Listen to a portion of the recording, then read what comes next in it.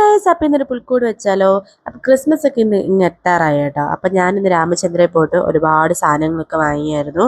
ഒരു Christmas tree, എന്തൊക്കെ പറഞ്ഞാൽ അവിടെ ഭയങ്കര അഫോർഡബിൾ റേറ്റിന് ഒത്തിരി സാധനങ്ങൾ കൊടുത്തിട്ടുണ്ട് കേട്ടോ. ഞാനാണെങ്കിൽ ഇന്ന് പോയപ്പോൾ പൂരപ്പറമ്പിൽ പോയൊരു ഫീലായിരുന്നു. എന്തൊക്കെ എടുക്കണ്ടെന്നൊക്കെ ഓർത്തിട്ട് അയ്യോ എനിക്ക് അവിടെ നിന്ന് വരാനേ തോന്നിയില്ല കേട്ടോ. അത്രയും അടിപൊളി കളക്ഷൻസ് ആണ്.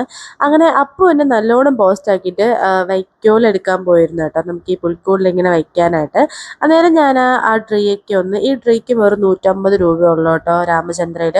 അപ്പോൾ ആ ട്രീയൊക്കെ ഒന്ന് ഇങ്ങനെ സെറ്റാക്കി വെക്കാമെന്ന് വിചാരിച്ചു. നമുക്കിങ്ങനെ വിടർത്തി വെക്കണം, എന്നാലേ അതിടുമ്പോൾ നല്ല ഭംഗി കാണത്തുള്ളൂ. അപ്പോൾ ആ പരിപാടിയിലോട്ട് കടന്നു കേട്ടോ. ഇനി ഇതിനകത്ത് വേണം നമുക്ക് വാങ്ങിച്ച് ചെറിയ ചെറിയ ആ ഗിഫ്റ്റ് കാര്യങ്ങളൊക്കെ ഇടാനായിട്ട്, നല്ല ഭംഗിയായിരിക്കും കേട്ടോ. അങ്ങനെ അതൊക്കെ ചെയ്തപ്പോഴത്തേക്ക് അപ്പു വൈക്കോലൊക്കെ എടുത്തിട്ട് തിരിച്ചു വന്നു. അപ്പോൾ ഇത് ഞാൻ പുൽക്കൂട് നമ്മുടെ എവിടെ പേട്ട എന്ന് പറയുന്ന സ്ഥലത്ത് നിന്ന് വാങ്ങിയതാണ്. ഈ സാധനത്തിന് 500 രൂപയാണ് ഗേസ്. നഷ്ടമാണ്, എന്നാലും ഇതൊരു സന്തോഷമായതുകൊണ്ട് എന്തെങ്കിലും വാങ്ങി കേട്ടോ. പിന്നെ ഞങ്ങൾ അതിനകത്തുള്ള നമ്മുടെ കൊച്ചു കൊച്ചു കാര്യങ്ങളൊക്കെ അങ്ങ് വെച്ചു. പശു അങ്ങനത്തെ കാര്യങ്ങൾ, പിന്നെ ഇതിനാരൊക്കെ ഉണ്ടല്ലോ അവരൊക്കെ അങ്ങ് വെച്ചു കേട്ടോ. പിന്നെ ക്രിസ്മസ് ട്രീ അലങ്കരിച്ചു. അതിൽ തന്നെ നമ്മൾ ലൈറ്റൊക്കെ വാങ്ങിയിട്ടുണ്ടായിരുന്നു, LED ലൈറ്റൊക്കെ ഇട്ട് കൊടുത്തു. ബോൾസ്, ഗിഫ്റ്റ് കാര്യങ്ങളൊക്കെ വെച്ചു കേട്ടോ. എനിക്ക് ഭയങ്കര ഇഷ്ടമായി. എനിക്ക് ഓണത്തിനെക്കാട്ടി ഏറ്റവും ഇഷ്ടം ക്രിസ്മസ് ആണ് കേട്ടോ.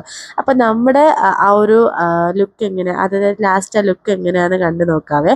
അപ്പം നിങ്ങളുടെ വീട്ടിൽ ക്രിസ്മസ് എത്തിയോ ഇല്ലെന്ന് കമൻറ്റ് ചെയ്യണം.